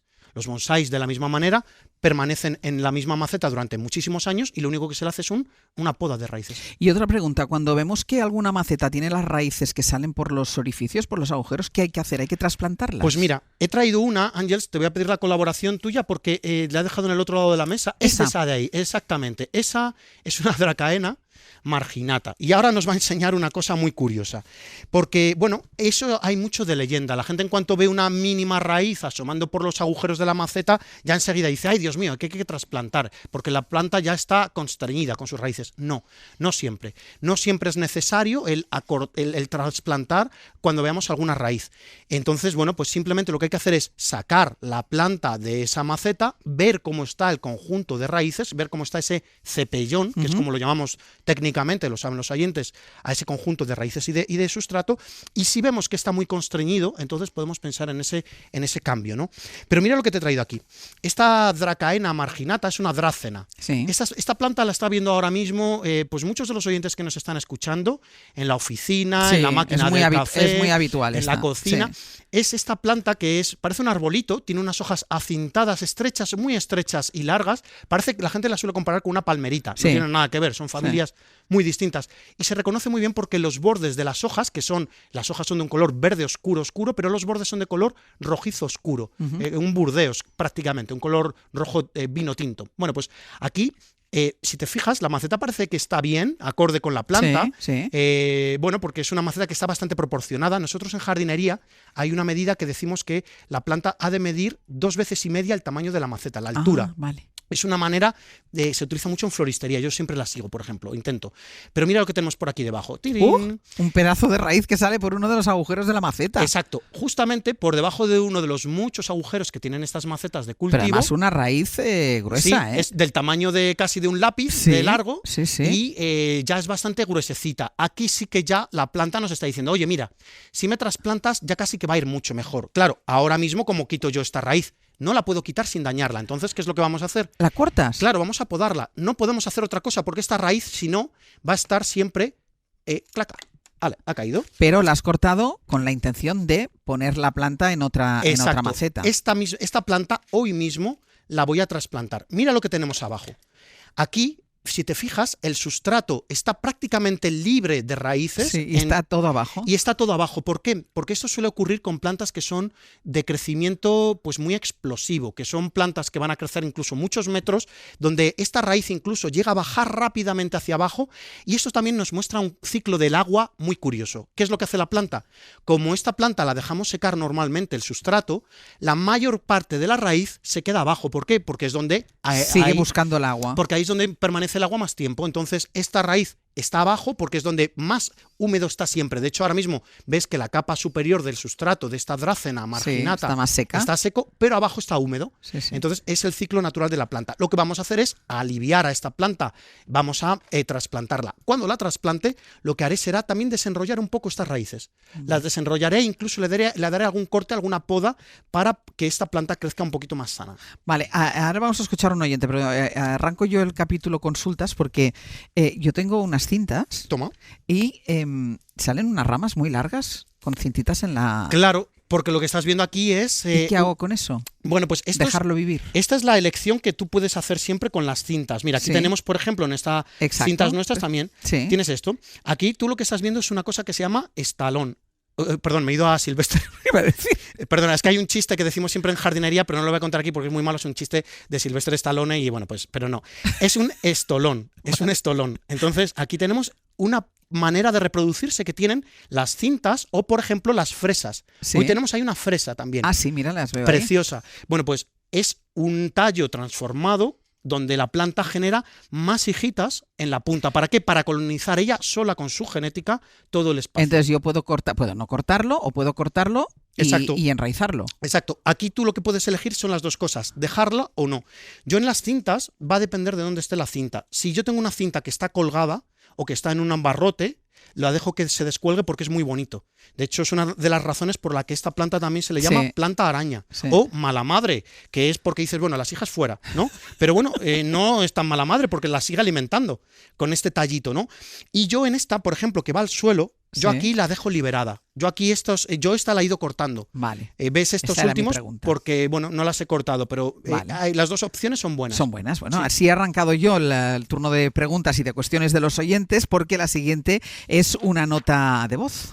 Hola, buenos días. A ver, tengo mucho interés en saber cómo se puede hacer una buena estratificación de sustrato de manera que las raíces crezcan sanas y la planta se desarrolle con el mejor drenaje posible. Sobre todo para algunas plantas que son más de retener agua, creo que esto es muy importante para que la tierra no se compacte y se pudran las raíces. Muy interesada en saberlo. Gracias. ¿Cómo estratificar el sustrato? Bueno, aquí se está refiriendo Ana a si hay que echar alguna capa, me imagino, en la parte baja de la maceta para que se favorezca el drenaje. Yo siempre aquí, de nuevo, lo que hablo es de las cosas que se hacen ya actualmente. Lo más importante para que una maceta tenga buen drenaje son siempre los agujeros. Mis alumnos muchas veces se han reído porque yo en mis clases, hay una maceta que tengo desde hace unos 20 años casi, porque es una maceta que tiene una gran cantidad de agujeros en la base y que a mí me gusta siempre enseñar cuando doy clases. ¿Por qué? Porque vemos los agujeros colocados a distintas alturas, porque es un nivel de agujeros increíble y la gente se asusta porque dices, pero bueno, entonces si yo lleno esta maceta con el sustrato se van a caer todo por los agujeros, ¿no? No, porque el sustrato profesional de cultivo tiene una gran capacidad de adhesión entre partículas, entonces no se cae nada. Al principio se puede... No es arena. No es arena, exacto. Al principio puede salir un poco, pero una vez que se entra, las fibras se enredan otra vez entre sí, no sale nada. Entonces, Ana, lo primero, importantísimo que si tú tienes alguna planta con la que hay dudas de si hay buen drenaje o no, coloques una maceta, con una gran cantidad de agujeros, una maceta de cultivo profesional. Y luego lo siguiente es conseguir un sustrato que tenga una alta capacidad de aireación. Mayor del 80% se suele decir que es un sustrato ideal. ¿Para qué? Para que haya mucha porosidad y la retención de agua sea la menor, una vez que ha drenado. Entonces, muchos agujeros y un sustrato profesional con fibras largas de fibra de coco, de turbas que ya se están incluso pues quitando un poco por el tema ecológico, lo que sea con esa fibra gruesa. Y si tú quieres, puedes añadir quizás algo en el fondo de la maceta, pero eso realmente no es lo efectivo. Porque ahora podría hablar de lo que es la tabla de agua, cómo sube... Pero no hace falta, no hace falta, es algo más técnico. Lo importante, agujeros y un sustrato muy drenante, muy aireante. Al 80% has dicho. Sí, son los sustratos profesionales normalmente que se van a encontrar en un vivero Pero profesional. en un vivero se encuentra. Sí, exacto. Y si es una planta de cultivo más específico, como una planta suculenta, recurrir pues a un sustrato específico para esas plantas suculentas, que tiene mucha capacidad de drenaje también. Vamos a escuchar otra nota de voz, de Remedio. Buenos días. Mira, yo tengo ganas de tener un madroño. ¿Eso cuando es el tiempo de ponerlo, de trasplantarlo, de sembrarlo? A ver, ¿cómo, qué sitio al que querría? ¿Frío? ¿Que no haga mucho frío? A ver, ¿vale? Venga, hasta luego. Un madroño, y es que casualmente hoy ha entrado en el estudio Eduardo un fruto de madroño. Exacto, un madroño porque me ha dicho porque Sebe, empiezan a madurar. Me ha dicho Sebe esta mañana. No, bueno, este está blandito. Este está blandito, está perfecto. Es el primero. Es el primero y bueno, pues me ha dicho Sebe, dice, mira, dice, lo podemos meter en el estudio, dice, para enseñar que nuestro madroño ya empieza a madurar. Bueno, pues... ¿Cuándo plantamos un madroño? ¿Cuándo sembrar un madroño? Remedios, aquí lo que hay que hacer es ver de dónde es esa planta. El madroño es una planta ligada al Mediterráneo, un poquito más húmedo y crece en sitios pues como una Extremadura, por ejemplo, es decir, con inviernos fríos. Entonces, lo que podemos hacer con el madroño es plantarlo cuando queramos, de enero a diciembre. ¿Por qué? Porque yo ese madroño lo voy a comprar en un vivero y está enraizado perfectamente con su cepellón. Una planta que venga cultivada en un cepellón yo la puedo plantar de enero a diciembre. Eso sí, siempre hay momentos más propicios. ¿Cuándo? Ahora, por ejemplo. Hay una frase que dice en noviembre todo prende. ¿Por qué? Porque en noviembre es cuando vuelven a llegar las lluvias, baja la temperatura, la planta está como en un estado más bajo, metabólicamente hablando, y la planta va a enraizar muy bien. Pero eso sería con todas las plantas. Con muchas plantas, con una gran mayoría. Entonces, puedes comprarla cuando tú quieras, Remedios, ese madroño, y la puedes plantar cuando tú quieras. Ahora es muy buen momento. ¿Y qué necesita el madroño? Pues inviernos un poco fríos le pueden beneficiar, aunque no es indispensable. Yo he visto madroños en zonas cálidas, como por ejemplo la Costa Brava, están más a gusto que un arbusto. Entonces, ahí... No, y el nuestro de aquí, el que ha dado frutos, hombre, están un poco a la intemperie. Está muy a la intemperie. Muy alto, está en una octava planta. Exacto, con un aire frío. Claro, aquí en invierno es verdad que ya no hace los inviernos de antes, pero cuando sopla el viento, cuando hace frío, aquí arriba hace mucho frío. Sí, pero incluso aunque viniera un invierno de los de antes, el madroño aguanta muy bien. Hay madroños muy añejos. Y el muy calor viejos. También, porque en esa terraza en verano no se puede salir. Exacto. Claro, porque es una planta mediterránea que aguanta muy bien estos extremos. Entonces, el madroño es un éxito absoluto, rotundo. O sea, que Remedios a por ella. Pues Remedios puedes comprarlo y plantarlo. Y voy a hacer una cosa, porque es que vamos a hablar de suculentas, pero no nos va a dar tiempo, porque vamos a arrancar el tema y lo vamos a dejar a medias. Ya, pero es lo que tiene. ¿Están bien? ¿Tú las ves bien? Bueno, mira cómo están rozagantes. Están rozagantes. Están rozagantes, están a tope. Vale, pues yo quiero que la semana que viene hablemos de las suculentas. Muy bien. ¿Te parece? Oye, que suculentas no significa que se coman. No. Bueno, algunas sí, ¿eh? Pero yo es que a mí ya sabes que yo tengo mucha debilidad por las suculentas, entre otras cosas porque pienso que se cuidan mucho ellas mismas, Sí.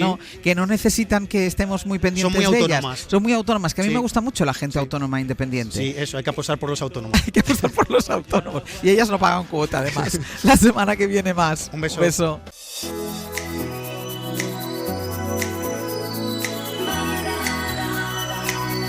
Hoy por Hoy Magazine. It's murder on the dance floor. You better not kill the groove, DJ. Gonna burn this goddamn house right down. Ser Podcast. Oh, I know about you. Hay libros que son una fábrica de titulares, hay príncipes que no pagan alquiler y hay personas que no se adaptan a España. Y nosotros tenemos a Martín Bianchi para poner orden a tanta cosa. Martín, ¿qué tal? Muy buenos días. Pero déjame que toques, que es mi primer contacto con el libro de Isabel Presley. La podrías invitar, ¿eh? Bueno, ella ya sabe que está bien, no creo que ya se quisiera venir. Bueno, no, porque tú invitas escritores. Oh, qué malo. Qué maldad ahora mismo. No, pero tengo otros espacios donde Claro, podríamos invitarla, la pero yo podemos creo traer. que no. Porque de hecho, al margen del Hormiguero, que es donde trabaja su hija, yo creo que no ha ido a ninguna tele. Y en ni su nada. revista amiga. Ah, no, teles no. Por eso. Su revista amiga. ¿Y radios? ¿Has estado en alguna radio? No, debería. Bueno. Me encantaría oírla en radio. Pues es un poco... No sé, ¿eh? Es que yo como la estuve escuchando el Yo te otro voy día... pinchando. No, es que tú sabes a mí lo que me pasa con la madre e hija, que es que me pone un poco nerviosa cómo hablan. Bueno, Tamara cada vez más. Va increciendo. O sea, esa manera que tienen Sí. de hablar no puedo entenderla. Sí, es como uno se imaginaría cómo hablaría un pijo y te imaginas Claro, a Tamara. que es necesario que hables así. Flaco favor a los pijos porque luego muchos de ellos no hablan así. No, hay mucha gente que no. Hay muchos que parecen hasta normal. Claro, pero por ejemplo, su hermana Ana habla así. Yo creo que no habla mucho tampoco. Pero Yo bueno, no la tengo muy localizada. creo que estudió Derecho. En teoría es la inteligente. Isabel siempre dice que la inteligente es Ana. Que es la que tiene estudios, Claro. como se decía antes. Esta tiene estudios. Esto tiene estudios. Vale, bueno, has dado un repaso al libro. Me lo he leído. Te lo has leído de cabo a rabo. Bueno, tampoco. Vale, dame solo un titular y luego iremos desgranando. Yo para resumirlo, me gusta muchísimo una frase que dijo Pilar Eyre en estos días, que dice que el libro de Isabel Preisler desmiente las mentiras que ella misma ha contado durante años. Y me gusta eso, porque la promoción de este libro, la premisa es que Isabel desmiente todas las mentiras que se han dicho sobre ella. Por eso se llama Mi verdadera historia. Mi verdadera historia. Pero Pilar Eyre, que es brillante en este tipo de análisis, casi todo es dice, brillante, no, Pilar Eyre. este libro en realidad lo que desmiente son las propias mentiras que ha dicho Isabel a lo largo de las décadas, porque es verdad que es bastante honesta. Yo creo que se ha olvidado de las mentiras que a había veces dicho. cuando uno miente se Debería olvida. haber ido a la hemeroteca de Lola Y a todas, y a todos los medios, claro. y empezar a leer qué es lo que ¿Qué es lo dije que yo, dije cómo dije yo que cómo conocí conocía tal, Exacto. cómo empecé a salir con Bueno, tal, vamos sí. con poco a poco. Primero, Sí. la autoría, porque el libro, Sí, la yo veo portada que si es te una das- foto de ella. Bueno, perdón. Si No, te no. fijas, el nombre de ella Claro. es más grande que el titular. Sí, no, es que es lo que voy a decir, es la foto de ella. Sí. Bien, pasada por un filtro. Varios filtros. En grandes letras Isabel Preisler. más Y grande. luego el título que Pequeño. es Mi verdadera historia. Pero me llama la atención que esté tan grande el nombre de ella como autora, cuando también tuvo ayuda de dos periodistas que le ayudaron a escribirlo, porque para este tipo de personajes es bastante difícil como poner orden y Sí, concierto y sí. sentido a lo que piensan.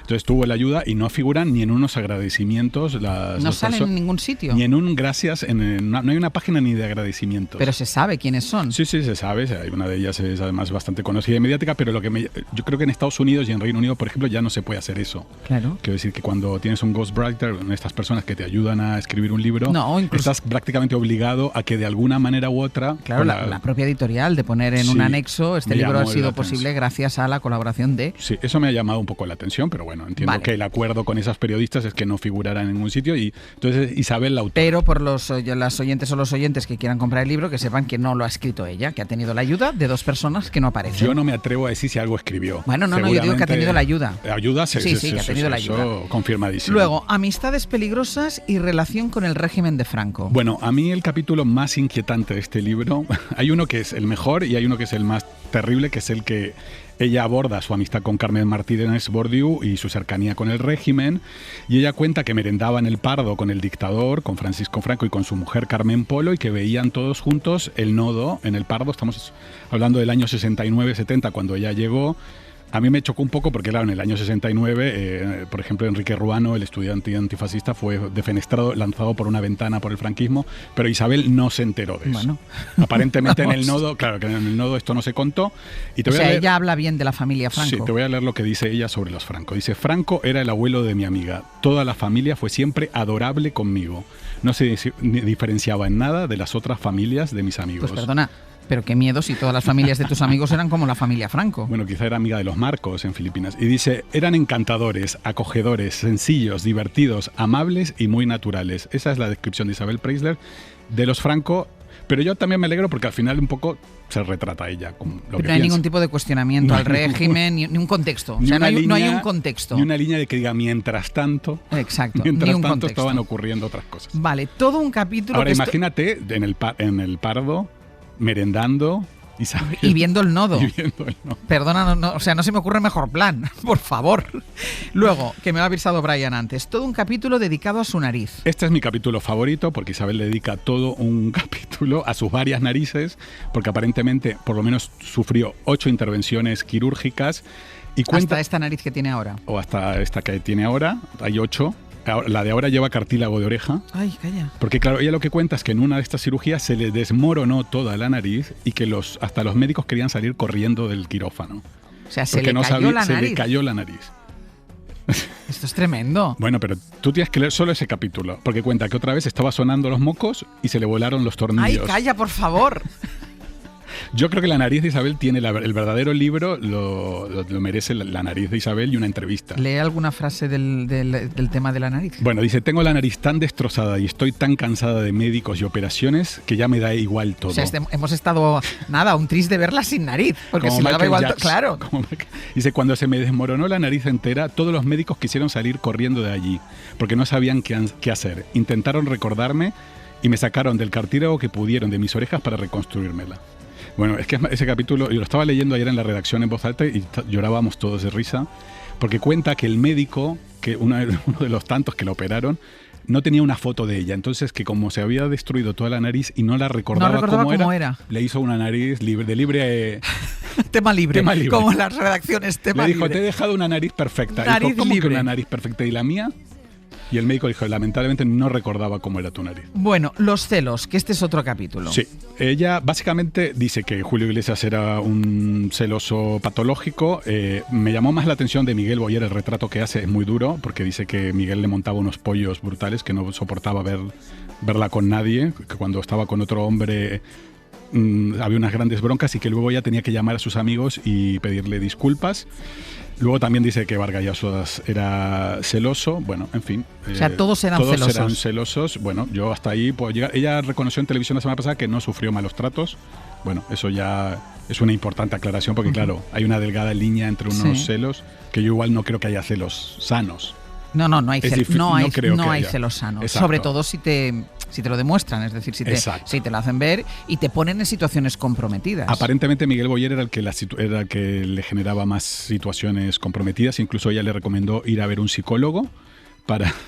Me encanta No, es que esto ahora me acuerdo que me lo mandaste por por WhatsApp. Pero yo creo que este libro tiene grandes lagunas porque hay que recordar que cuando todavía estaba casada con Julio Iglesias, es verdad que Julio le metió mucho los cuernos, también, según Jaime Peñafiel, ella ya estaba viendo a Carlos Falcó, marqués de Griñón, con el que luego terminó casándose. Sí. Que luego, cuando estaba con el marqués de Griñón, ella empezó a salir con Miguel Boyer. Y Carlos Falcó tuvo que soportar ahí. Es verdad que el que mejor sale parado aquí es Carlos. Sí, porque además en la lista de celosos no lo has puesto. Pero claro, Carlos tuvo los cuernos más grandes de España, porque lo sabía todo el mundo. Ella estaba con Miguel Boyer y Carlos es verdad que se comportó como un caballero y nunca dijo nada. Y luego, cuando empieza a salir con Vargas Llosa, es verdad que Vargas Llosa era amigo de Miguel Boyer. O sea, Miguel Boyer, Vargas Llosa quedaban todos, los matrimonios. Patricia, Mario, Isabel y Miguel quedaban durante décadas a comer.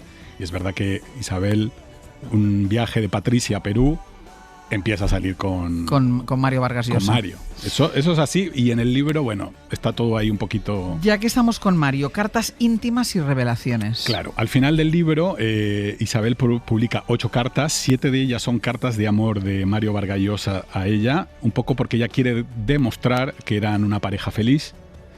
Pero bueno, yo creo que no es necesario Pero publicar las cartas. Bueno, es verdad que son de ella, pero sin ningún tipo de autorización de la familia ni nada. Sí, y luego la última carta que ella publica es una carta que ella le envió a él cuando él dejó la casa. Y con esa carta ella lo que quiere decir es que en realidad la que rompió la relación fue ella, pero Mario se había ido ya de la casa. O sea, él se fue de casa. Él se fue de casa, dio un portazo, entonces Isabel le manda una carta, que le hizo una foto antes a la carta, para este libro, ya estaba preparando. Pero perdón, un momento, ¿son cartas manuscritas? Son manuscritas, Pero cada estamos- uno con su nombre, me Pero encanta. estamos Eso hablando- es ser elegante. Claro, pero ¿eh? estamos hablando ya de la época de WhatsApp, No, ellos se mandaban cartas. Cartas escritas Cartas, a mano. además con el nombre de ellos, ¿sabes? Estimada Isabel. Querida Isabel. Es verdad que las cartas de Mario son bastante cursis, no es lo que uno espera de un Nobel. Sí, de alguien que ha escrito cosas tan buenas. Pero precisamente por eso a mí me llama la atención que Isabel las quiera, no sé. A mí no me da un parece- poquito de a mí repelús. no me parece bonito. Lo peor yo creo de este libro es que revela a Isabel la enfermedad del Nobel, cosa que él no quiso contar en vida y cosa que la familia de él Tampoco ha tampoco no quiso contado. contar. Ella ha revelado que era un cáncer de médula, que es bastante un tema bastante delicado que a mí me llama la atención. Y lo que también me llama la atención es que en este libro no incluye la carta más importante que le dedicó Mario a ella, que es Los vientos. Sí. Ese sí, relato que sí. publicó él en 2021, estando todavía con ella, viviendo Sí. en Villa Meona con ella, Sí. y que ella nunca leyó, porque no leía las cosas que le escribía.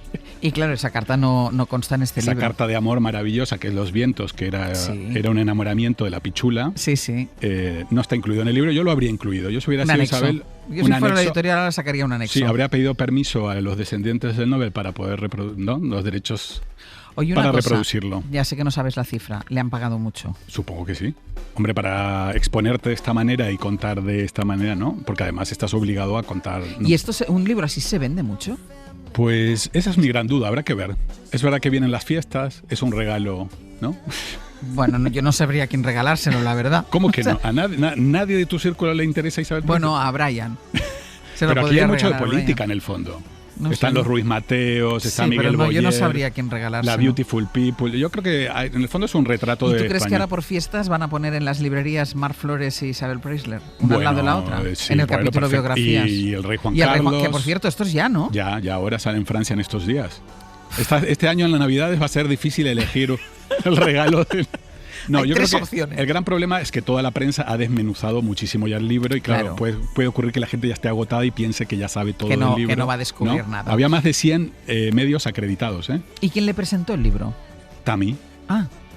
O sea, Tamara presentó ¿Quién le el va a libro. presentar si no el libro, Isabel? No, hombre, a lo mejor tiene un periodista. Bueno, pues mira, se lo hubiera podido presentar a alguno de los periodistas que le ha ayudado en la escritura. ¿Tú crees? No sé, digo yo. O sea, no sé yo. No sé. Bueno, tú has presentado libros de biografía. Yo bueno, tú no se lo presentaste el de podía Mar, por presentar porque ejemplo. Isabel me mataría, vamos. Bueno, ya. Me rompe la nariz a mí y se la queda a ella. No, bueno, estabas en Francia, iba a decir. Estaba de Iba a viaje, decir, no, estaba no fuera. apareciste por ahí. Estaba en París. Estabas en París. Bueno, otra cosa, los reyes de Inglaterra, Carlos y Camila, que han hecho una visita histórica a la ciudad del Vaticano. Bueno, impresionante. Estuvieron con el Papa León, celebraron prácticamente una misa conjunta. Estuvo un acontecimiento porque, claro, es el jefe de, Sí, de su del- iglesia sí. y León es el jefe de la iglesia católica.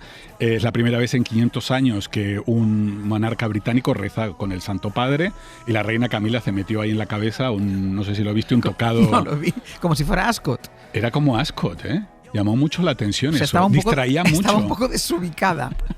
Pero me gusta porque el rey Carlos, claro, en medio de todo el follón que tiene en su país, ayer estuvo inaugurando el primer monumento a las Fuerzas Armadas LGBTI y me gustó muchísimo porque hizo el primer guiño a la comunidad queer en el Reino Unido, a todos aquellos veteranos de guerra que no pudieron hacer carrera militar por su condición sexual. Y ahora estuvo con el Papa y está haciendo los deberes para que la gente deje de hablar De lo que tiene que hablar, de que lo ahora que vamos tiene a que hablar ahora. Pero es que Brian me acaba de mandar la ¿No foto. habías visto el tocado? No, pero parece Cruella de Vil o algo así, ¿no? Pobre Camille, me encanta. Sí, pero es tremendo. No es tremendo, es tremendo para ir a ver al Papa. Sí, a mí me llamó la atención porque con... Yo creo que estaba un poco desubicada. Yo creo que sí llevaba Sí. una... Cuando fue la reina de Inglaterra en su día, llevaba una tiara espectacular y la mantilla y le quedaba increíble. Bueno, alguien no lo asesoró bien. Claro, no podía ir de blanco porque no es reina católica, Camila. El rey, es verdad que solo pueden ir las Solo reyes pueden las ser reinas las- católicas. El rey de Inglaterra está haciendo ese ejercicio de visitar de relaciones públicas para no afrontar o para salir de casa. Es como cuando en casa tienes problemas dices, Sí, me voy. sí. Porque siguen creciendo los problemas para el príncipe Andrés. Claro, porque hay que recordar que la semana pasada renunciaba el príncipe Andrés al ducado de York, pero claro, no es suficiente para la opinión pública británica. Incluso están pidiendo que el rey le quite el título de príncipe, que es por nacimiento. Y luego, claro, se ha descubierto que lleva 22 años Andrés sin pagar el alquiler. Es que yo esto, tú me dijiste con lo que difícil que es pagar un alquiler. Pero yo te dije, paga alquiler, y tú me dijiste, hombre, ¿cómo va a pagar el alquiler? Claro, pero ahora está todo el mundo muy enfadado en Reino Unido porque él está viviendo en una residencia cerca de los dominios de Windsor, un palacio de 30 habitaciones, 40.000 metros cuadrados la casa. Ya me dirás tú qué hace Andrés. ¿Con 40.000 metros cuadrados? Si vive él con Fergie. Mucha casa gran. Y no ha pagado, o sea, lleva ahí viviendo 22 años porque hay un contrato muy curioso, un alquiler anual en el que él solo tiene que pagar lo que los británicos llaman un peppercorn rent, que es una figura legal británica que equivale a 1 libra esterlina. Es como un pago simbólico y se está ahorrando 300.000 euros al año de pago de alquiler. Pero no solo del alquiler, entiendo que tampoco debe pagar ni la limpieza, nada, ni la cocinera. Un Inquiocupa. Sí que es claro, o sea, me gustaría a mí verlo en esas teles que todo el día están sacando Inquiocupas. O sea, Carlos tiene que llamar a uno de estos que entran por la fuerza y se lo llevan. Pero ahora el rey quiere echarle de ahí. Claro, y están en una negociación porque Andrés pide Frogmore Cottage, que es la casa donde vivieron Harry y Meghan hasta que se fueron a Estados Unidos, y quiere para Sarah, para su ex esposa, Adelaide Cottage, que es donde han vivido Guillermo y Kate estos años y que están por mudar. O sea, quiere una casa para él y otro para su ex. Bueno, porque claro, no se va a mudar a una casa más pequeña y vivir con su ex mujer. Que a lo mejor la casa más pequeña tiene 300 metros cuadrados. Pero claro, vivir con Fergie. Una cosa es vivir en 30 habitaciones y no encontrarte nunca, y otra cosa es irte a una cabañita acogedora y estar con Fergie allí. Lo que sí tiene claro que si no sabe dónde ir, la familia real de Abu Dhabi le ha ofrecido una casa. Me encanta. Los Al Nahyan están ahí. Los Al Nahyan están viendo dónde. Sí. ¿Dónde hay alguien de familia real, de alguna familia real que tenga problemas? Que podamos invitar. Claro, la familia real británica, la familia real de Abu Dhabi, de los Emiratos Árabes, ha invitado a vivir allí. Le ofrecen una casa en una de las islas y podría ser vecino del rey Juan Carlos. Claro, podrían quedar por las tardes y comentar, ¿no? Viejas batallas. ¿Te acuerdas cuando? Sí, la verdad que por cierto, y en Abu Dhabi los del Río han actuado para el rey emérito. Bueno, el rey Juan Carlos ha ido a ver un concierto de, tú no sé si conoces a André Rieu. No. El que hace, no conoces esta orquesta. No, bueno, hay un músico holandés que hace unos grandes conciertos con una orquesta en la que mezcla música clásica y popular. Bueno, yo quiero ir a un concierto de André Rieu. Es uno que se mueve mucho. Sí, habrás visto la publicidad en el cine alguna vez. Vídeos, sí, pues fue el rey Juan Carlos y estaban de invitados los del Río que dicen que Juan Carlos está extraordinario. ¿Y le cantaron la Macarena? Le habrán cantado bueno, no puede mover mucho la cadera el rey porque pero habrá hecho otra que la nariz de Isabel Presley. ¿Quién tuvo más operaciones? ¿La cadera de Juan Carlos? ¿La cadera de Juan Carlos o la nariz de Preisler? Ahí lo dejamos. No podemos dejarlo. Que los oyentes voten. No podemos dejarlo. La semana que viene damos la respuesta correcta. La semana que viene más. Hoy por Hoy Magazine. Ser Podcast. ¿Qué tal, Casal? Hola, buenos días. ¿Qué tal, Ángels? Francino, buenos días. ¿Qué tal? Hola. ¿Qué nos cuentas, Casal? Pues mucha política. Veo que está hablando ahora Carlos Mazón. Sí. Está hablando Mazón, está confirmando que va a asistir en efecto al funeral de mañana con motivo de... ¿Y está explicando lo de esa hora que nadie sabe dónde estabas? No, me temo que no. Vale. Esta mañana ya sabéis que lo hemos intentado, hemos preguntado a Mazón por aquello del Ventorro y su viaje después del Ventorro. Sobre todo esa media hora, más de media hora, que está en blanco, está incomunicado. Y sigue en blanco o en negro. Así que no creo que haya muchas novedades. Es verdad que hoy Feijóo da la impresión de que ha ido un poquito más allá al instar a Mazón, ¿no? A que dé explicaciones o responda a todas las preguntas que se planteen en las diferentes comisiones de investigación. Bueno, mañana de ruedas de prensa con el tema de Valencia. Hablaremos, por supuesto, de lo que se diga tanto en el Congreso como en el Consejo de Ministros, de la convocatoria electoral en Extremadura y también de lo de ayer de Puigdemont. La percepción, lo contábamos ahora en el boletín del Gobierno y de todos los socios, es que lo de ayer de Puigdemont pues fue lo que fue, una ruptura que no va a cambiar demasiado el escenario. Y precisamente en Valencia también estaremos para hablar de las pequeñas historias, ¿no? Que han sido y que van mucho más allá de un primer aniversario, ¿no? De las pequeñas historias de quien ha sufrido todo este año de reconstrucción, una reconstrucción que llevará mucho tiempo. Vamos a hablar con un voluntario, un vecino de Benetúser, que ayuda a las personas mayores a que bajen cada día de sus casas. Hay muchísimas viviendas, lo sabéis, lo hemos contado además, que allí se quedaron sin ascensor. Bueno, pues pues esta persona, este voluntario, les ayuda cada día a hacerles la vida un poquito más fácil y les permite, pues eso, bajar los pisos de sus viviendas todavía sin ascensor. Allí está Alfonso Gea y conectaremos con él. Y esta tarde, Francino, entiendo los Ondas, claro. Sí, ostras, es verdad. Hoy a las 5. Es verdad. Hoy a las 5 tenemos Hora Ondas, sí. Vale. Pero antes estaremos con un ojo puesto también en Valencia, en la víspera de este primer aniversario de la Dana.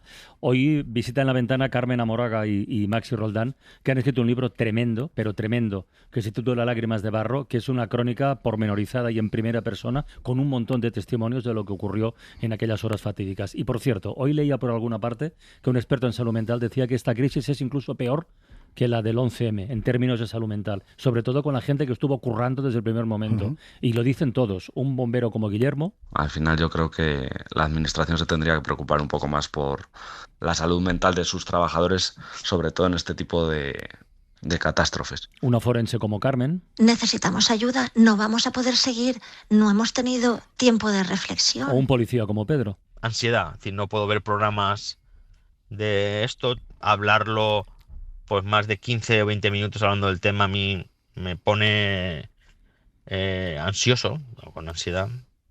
Y es eso, es, bueno, complicado. Es complicado, muy complicado. Testimonios de la vida real y luego en la ficción y en la ventana de la tele viene Juan Diego Boto para hablarnos del Centro. Que tiene es una pinta, serie sobre el CNI. Mírame. Ayúdame a atrapar a Volkov. Volkov, Rusia, la Tiene industria militar, pinta. está muy bien. Yo la he visto enterita y está muy bien. Mira, déjame que escuchemos, está en el 24 horas, que está hablando Carlos Mazón. A ver qué dice.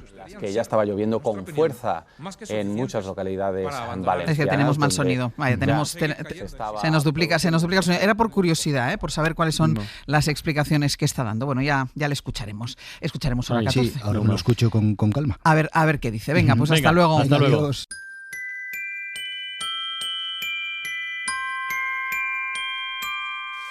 I don't want a lot for Christmas.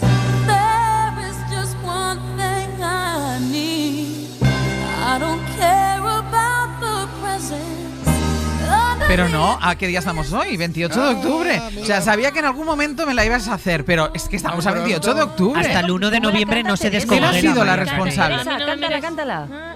A tu derecha, a tu derecha. He sido yo, pero yo he de decir que no lo sabía. Que no sabías que odio esta canción. No lo sabía. La pobre se ha preocupado, ¿eh? He llegado aquí diciendo. Ahora. Y todo el mundo, creo que lo ha puesto de broma. Yo diciendo, ¿qué pasa? Dice que odia la canción. Y digo, pues entonces creo que me va a Mira, odiar a Saste, mí. tú que a todos los becarios cuando llegan les dices no la miréis a los ojos, ahora diles y no pongáis María Carey. No, lo de los ojos mola más. ¡Vámonos!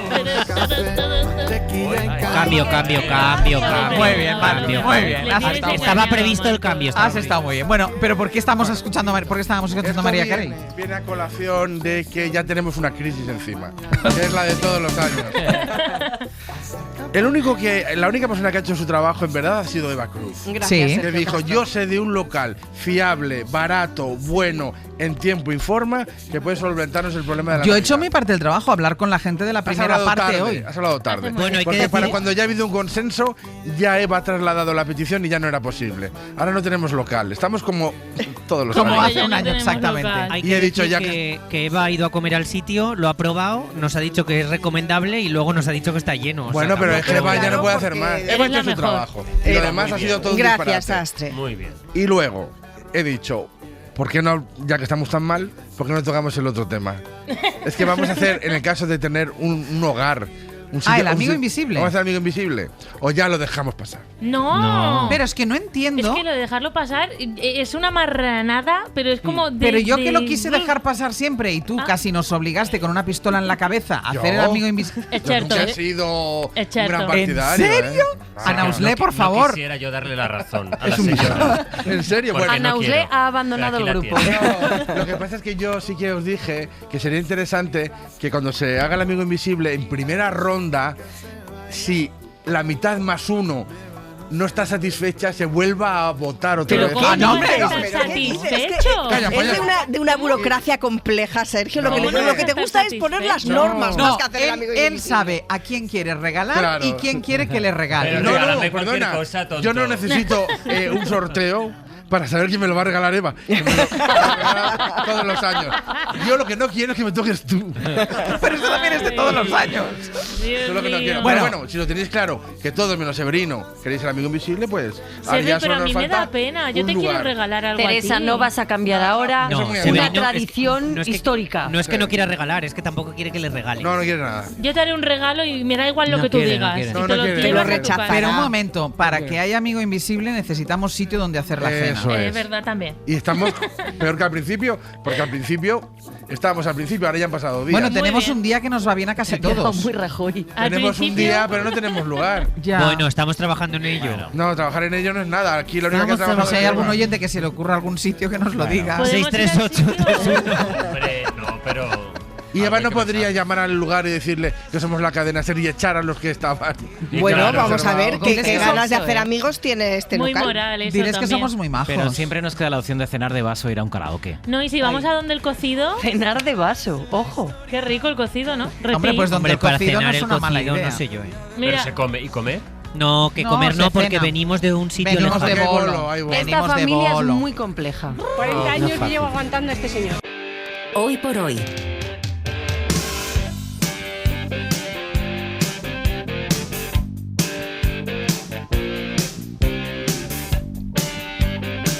Pues en lo que pensamos el local, lo del amigo invisible, estuve haciendo un último compás, Ana Usle. Mira, creo que tendríamos que haber pedido consejo a Martín Bianchi. Seguro. Pero es que hoy tenía mucha plancha. Lo estábamos esperando. Martín Bianchi ha leído las memorias de I.P. Isabel Preisler.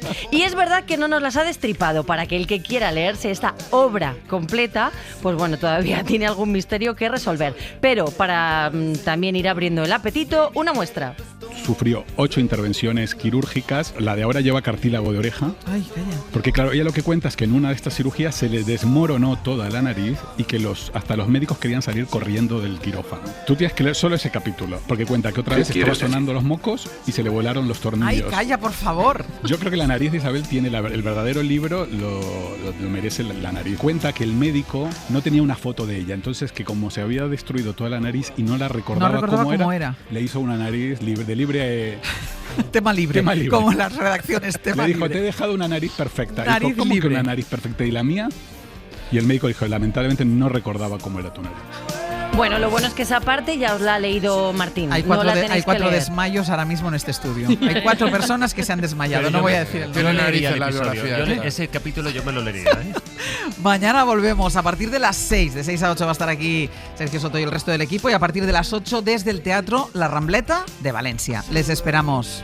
Play them drums. Look at that mama, she got it sticking in the cameraman. And we could have some. And he's up there. What's that? Hawaiian noises. He's banging on the bongos like a chimpanzee. Oh, that ain't working. That's the way you do it. Get your money for nothing. Get your chicks for free. We got to install microwave oven, custom kitchen delivery. Hoy por hoy. Àngels Barceló. Para no perderte ningún episodio, síguenos en la aplicación o la web de la SER, Podium Podcast o tu plataforma de audio favorita.